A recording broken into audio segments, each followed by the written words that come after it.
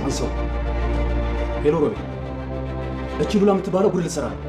ጭራሽ እኮ ከጠበቃው ጋር ተቀጣጥራለች። ለምን ይመስላል? ሀብቱን በሙሉ በስሟ ልታደርግ ነዋ። አሁን እንዳልከው እቺ ሉላ የምናስወገድበት ጊዜ ደርሷል።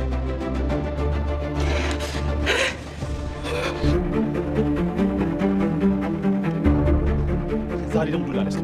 የኔ ዱላ ልስጥ እንዴ? ምን ነው ሌላ ሻል ያለ ነገር ይዤ ቢሆንስ ምን ታውቃለህ? ለማንኛውም የሰጠው ሰዓት አልቋል። ምንም ያደረከው ነገር የለም። እና ምን ልታደርገኝ? ምን ልታደርገኝ? ና ግደለኛ! ና ወንድ ውጣ ግደለኛ! በተረበር ወይ ወንድ ሁሉና ተከስበት። አለበለዚያ ደግሞ መልሰህ ክትተው። ውሻ! ሳሚ ደህና ነህ? እንዳትነካ። አትጎዳም? እንዳትነካኝ ሳሚ። ከዚህ አውሬ ቤዛን እናድናት ፕሊዝ። ለእሷ አንተ አታስፈልገኝም። ያንተን እርዳታ አልፈልግም። ይሄን ስራ የጀመርኩት ብቻዬን ነው። ብቻዬን ጨርሰዋል። እባክህ ሳሚ እንዳትነካኝ፣ እንዳትነካኝ ብያለሁ።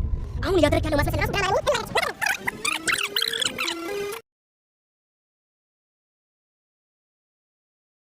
ቤዛ ያለችበት ሁኔታ ታወቀ። ቤዛ የኋላ ታሪኳን እንደማታስታውስና ያለማስታወሷ ደግሞ ለነሱ ጥሩ አጋጣሚ እንደሆነ ዶክተር ሮቤል ተናግሯል። ቤዛ ያለችበት ሁኔታ ቢታወቅም ግን ደግሞ ሉላን ማስወገድ ይኖርብናል፣ ከዚህ በኋላ እሷ አታስፈልገንም ብለዋል። ቤዛ ለማስታወስ ዶክተሮቹ እንዳሉት ያለፈ ህይወቷን የሚያስታውሳት ነገር ካገኘች ልምድ ማስታወስ እንደምትችል ተናግረዋል። ግን ደግሞ እዛ ደረጃ ሳትደርስ ቤዛ ሁሉንም ነገር መጨረስ እንዳለባቸው ሱራፌል እና ዶክተር ሮቤል ጨርሰዋል ማለት ነው።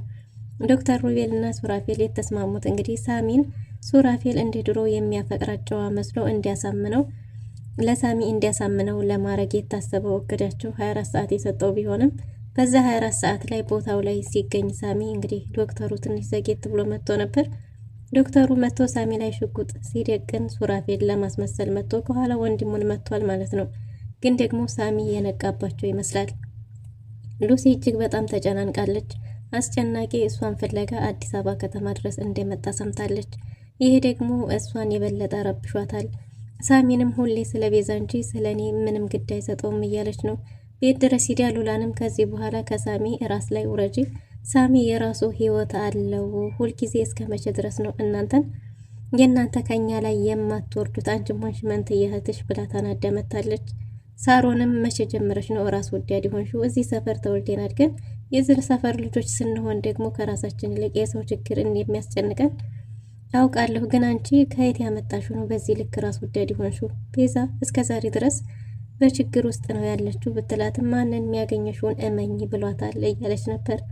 ነገር ግን ይህንን በተናገረችበት ሉሲት ተጸጽታ እንደገና ማልቀስ ጀምራለች ማለት ነው። ግን ደግሞ ሉሲም ያለችበት ሁኔታ ከባድ ስለሆነ እንጂ የቤዛን ችግር ሳትረዳ ቀርቶም አልነበረም። ሰላም ሰላም፣ ውድና የተወደዳችሁ ውድ ቤተሰቦች እንደምን አላችሁ?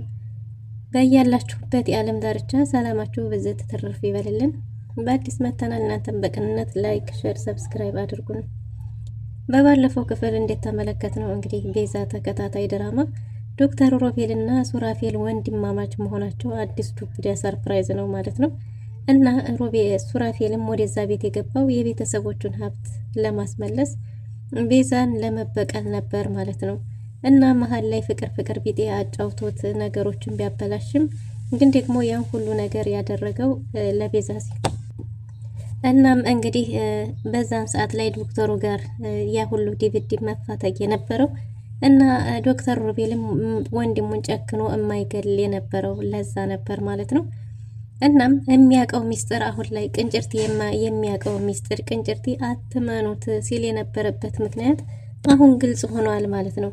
ቅንጭርቲ የዶክተር ሮቤልን እና የሱራፌልን ወንድማማች መሆናቸውን ያውቅ ነበር ማለት ነው። ይህን ሚስጥር እንዳያወጣ ነበር እንግዲህ ቅንጭርቲን መናገርም ሆነ መራመድ እንዳይችል አድርገው እንደዛ ፓራላይዝ አድርጎ ዶክተሩ የለቀቀው ማለት ነው። ይሄ ሁሉ ሚስጥር ስለሚያውቅ እሱ ሚስጥሩን እንዳይናገር ነበር። ግን ደግሞ ሱራፌልን ሲያዩ ጥሩ ስሜት አይሰማውም ነበር። ማንም የተረዳው ሰው በሰዓቱ አልነበረም እንጂ ሳሚም ቢሆን እንደዚህ አይነት መልካም ሰውን ስላስቀየምን እያሉ ሲጸጸቱበት የነበሩትን ቀናቶች አሁን ደግሞ እንግዲህ እሱን በማመናቸው እንደገና ሌላ ቁጭት ሆኖባቸዋል ማለት ነው።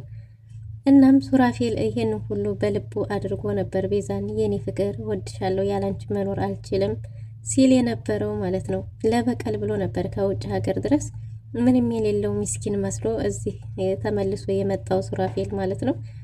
እናም እንግዲህ በስተ መጨረሻም አሁን ከወንድሙ ጋር ተስማምቶ ወንድሙንም ወንድሜ ብሎ ሲጠራ ተሰምቷል። ግን ደግሞ ይሄ ሁሉ መረጃ ቲጂን በበኩል እንዲያመለጣት ነው እንግዲህ ያልዘለቀኝ ማለት ነው። ቲጂ ይህንን መረጃ ብታቅ በዚህ ሰዓት ከሳሚ ጋር ሆና ሳሚን ለመቅረብ ወይም ደግሞ ሳሚን እንዲያምናት ለማድረግ የምትጠቀምበት ይመስለኝ ነበር። ግን ደግሞ አሁን ሱራፌል እንደ ድሮ እየተለሳለሰ ምናልባት ሉላን ያሳምናት ይሆን? እንግዲህ ሳሚና ጓደኞቹ የሰፈር ልጆች በሙሉ ዶክተሩን የሚሄድበትን ቦታ ሁሉ ሲከታተሉ አድረው ነበር። በዚህ ሁኔታም ሉሲ እጅግ በጣም ተጨናንቃ ነበር ለሳሚ። ያ የሆነው ምንድን ነው እንግዲህ ዶክተሩ እንደዛ አድርጎ ሳሚ ስለቀጠቀጠው ሳሚን ያስገድልብኛል የሚል ፍራቻ ነበር። ሳሮንም ኧረ እባክሽ ተረጋጊ ብትላትም በጭራሽ መረጋጋት አልቻለችም ነበር። ይቺ ቤዛ የምትባል ሴት ወደ ህይወታችን የመጣችው በምን ቀን ነው እያለች ራሷን እያማረረች እየተናደደች ነበረ። ኧረ ተረጋጊ ምን ሆነች ነው ብትላትም በጭራሽ መረጋጋት አልችል ብላ ነበር። ከመቼ ጀምሮ ነው ሳሚ ውጭ አደረው እያለች ነው እና ከአንዷ ጋር አድሮ ይሆናል ብላ የበለጠ ልታናዳት ብትሞክርም እሱ ይሻለኛል፣ ቢያንስ ምንም ነገር አይሆንብኝም። እኔ የጨነቀኝ ዶክተሩ እንደዚህ በቀላል የሚለቃ ይመስልሻል? እንደዛ አሰቃይቶት እያለች ነበር እንግዲህ። እናም ሳሚ ከብዙ ጭንቀት በኋላ ሲመጣ ሉሲ አኩርፋና ሁለተኛ የቤዛን ጉዳዩ እንዳያደርግ ደፍራ ብትናገርም እንግዲህ ሳሚ ደግሞ በዚህ ሁኔታ ላይ በጭራሽ እንደማይተዋት ነግሯታል ማለት ነው። በስተመጨረሻም ቤት ድረስ ሰተት ብላ ሄደ እንግዲህ ሉላን ቤዛ ሉላ የት ነሽ? ማንም ሁኛ አትመለከችኝም፣ ብቻ ምንትየዋ ሆንሽ አንቺም ከሳሚ ራስ ላይ የምትወርዱት መቼ ነው? ሳሚ የራሱ ህይወት የሚያስፈልገው ጊዜ ላይ ነው። እስከ መቼ ድረስ ነው ለእናንተ? ሳሚ ምን ያልሆነላችሁ ነገር አለ?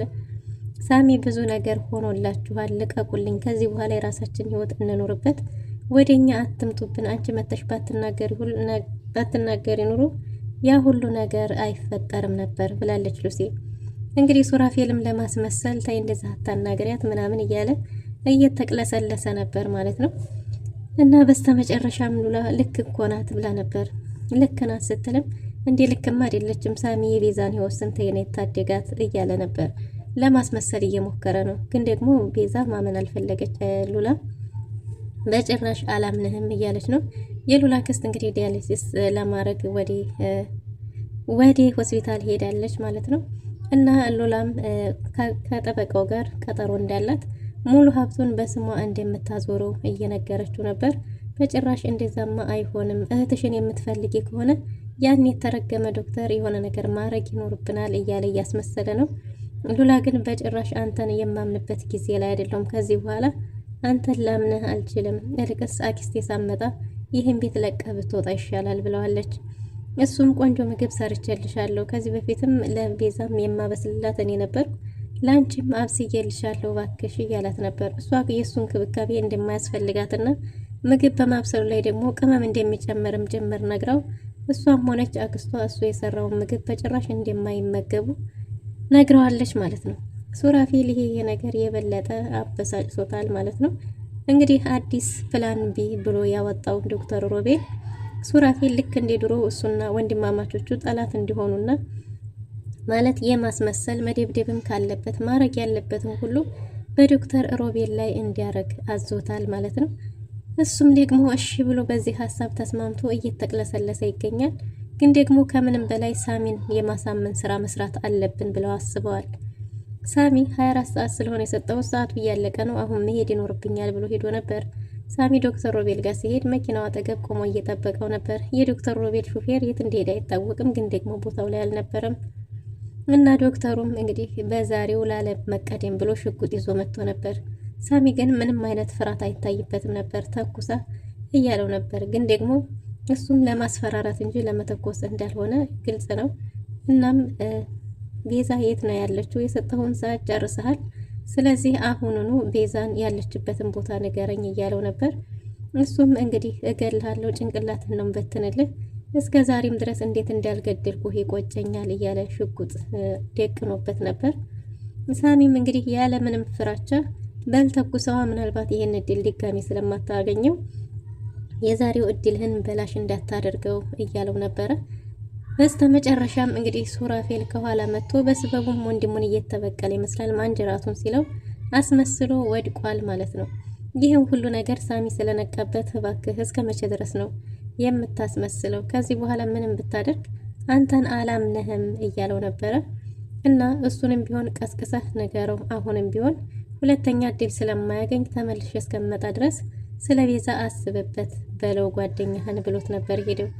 ያቅፈውም ቢጠጋ እንግዲህ ተባብረው ማጥፋት እንዳለባቸው ሊያማክረውም ቢልም በሌ እስከ ዛሬ ያመንኩህም እየቆጨኝ ነው፣ እንኳንስ ዳግመኛ አንተን ላምን የእስከ ዛሬ ሁሉ በስጭቶኛል ብሎ ሳሚ መልእክቱን አስቀምጦ ጥሎት ሄዷል ማለት ነው።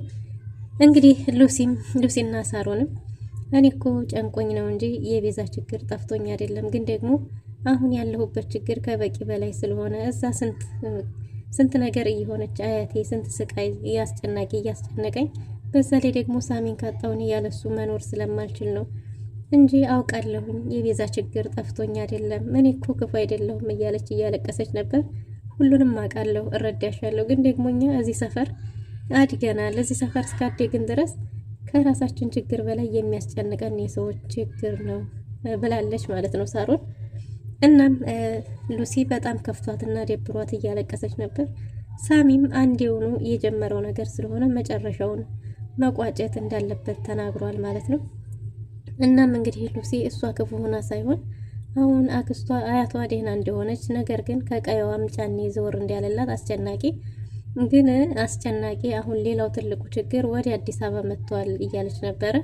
ወደ አዲስ አበባ አስጨናቂ መምጣቱ የበለጠ ጨንቋታል። ምክንያቱም አስጨናቂ ሽፍታ ስለሆነ ሕግም ሆነ ምንም የሚዳኘው የለም ብላ ሰግታለች።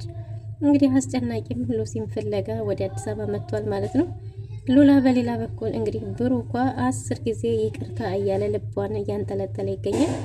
በስተመጨረሻም ዶክተር ሮቤል እየተለሳለሰ ነው። እንግዲህ ፍች ፈልጋለሁ ብለዋለች።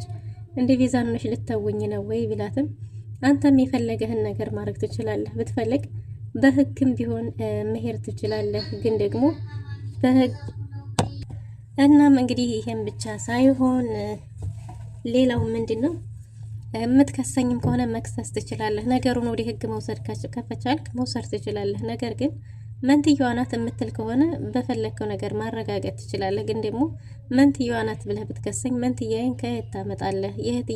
የእህቴን ፊርማ እንደሆነ በደንብ ችዬዋለሁ። ስሟንም ምንም የሚከብደኝ የለም። ጠበቃውም በገንዘብ ይሰራል ያልከኝ አንተ እስከሆንክ ድረስ በገንዘብ ይሰራል። ስለዚህ ፍች ካንተ ፈልጋለሁኝ ብለዋለች ማለት ነው። ይህ ነገር እንግዲህ ዶክተር ሱራፌልን እብድ ያደርጎታል። ሱራፌል በጭራሽ እንደዛማ አታደርጊም፣ ሙሉ ሀብቴን አንቺ አትወስጂም እያለ ነው። እና እሷም ያንን ካልክ እህቴን ሳትወድ በግዴታ ታመጣታለህ፣ ያንን ማድረግ ካልቻልክ ግን በጣም አዝናለሁኝ፣ ፍች እፈልጋለሁ ብለዋለች። ምክንያቱም ከዚህ በፊት አንተ ትፈልግ የነበረው እኩል ተካፍለህ መውጣት እንደነበረ አውቃለሁ ብላ ሁሉንም ሚስጥር ስትናገርበት አሁን ሱራፌል እጅግ በጣም ተበሳጭቷልና ለወንድሙ ደውሎ ነበር። ለወንድሙ ሲደውል እንግዲህ ሳሮንም አጋጣሚ ወደዛ ቤት ስትሄድ በር ላይ ቆማ ነበር ማለት ነው። ሙሉ ሀብቱን በስሟ ልታዞረው እንደሆነና ከዚህ በኋላ ሉላ እንደማታስፈልጋቸው፣ ሉላ መወገድ እንዳለባት ከዶክተር ሮቤል ጋር ሲያወራ ሳሮን እየሰማች ነበር። ሳሮን በሰማችው ነገር እጅግ በጣም ተደናግጣ አፏን ይዛ እዛው በር ላይ ደርቃ ቀርታለች ማለት ነው። እናም ሱራፌል ያያት ይሆን ሳሮንን ችግር ይገጥማት ይሆን? እንደፈለጉትስ እንዲህ ሉላን ያስወግዷት ይሆን? ምን ሊፈጠር ይችላል የሚለውን በቀጣይ ክፍል የምንመለከት ይሆናል። ለዛሬ የነበረን ቆይታ ይህን ይመስል ነበር። መልካም ጊዜ